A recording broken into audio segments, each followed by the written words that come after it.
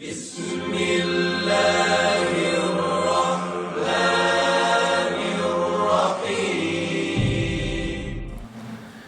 surəsi 216-cı ayədə buyurur: Kutubə aleykumul qital. Bu müharibəyə çox sözlər deyənlər oldu ki, nəyə lazım idi bu müharibə? Elə sülh yolu ilə gərək həll olaydı, içkiyə gedilməydi, belə filan. Amma bunu bilmək lazımdır ki, bəzən fədakarlıq göstərmədən, içki vermədən sülh və əmin-amanlıq əldə olunmur. Necə ki, Peyğəmbərin dövründə də bu sözləri deyənlər var idi ki, müharibəyə getmirik, nəm issidir, filandır, cürbəcür bəhanələr, içkilər olacaq belə. Allah Teala ayə nazil edir ki, Kutubə aleykumul qital və huvə kurhul lakum. Bu sizə xoş gəlməsə belə, Allah döyüşü, cihadı vacib buyurub sizə. Allah sizə cihadı vacib elədi, vuruşmağı vacib elədi.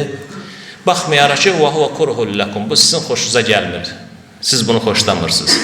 Ardıca buyurur, və asə ən təkrahu şeyən. Amma bunu yadda saxlayın. Bəzən olur ki, siz elə şeyi xoşlamırsınız ki, və huvə xayrul lakum. O sizin xeyrinizədir.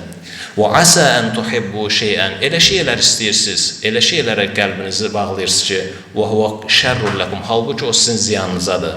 Vallahu ya'lamu entum la ta'lamun. Allah xeyirlisin, nəyin yaxşı olduğunu bilir, siz bilməzsiniz.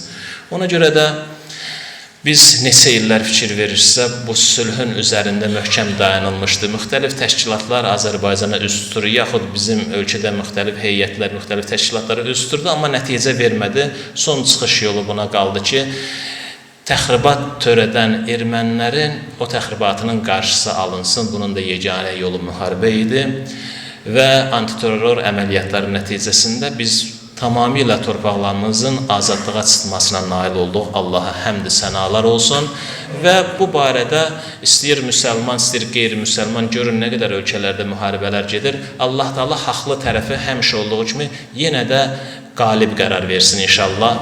Kimlər ki, haqlıdırlar, öz haq azadlıqlarına böyük bir əzəmətli zəfərlə qovuşsunlar.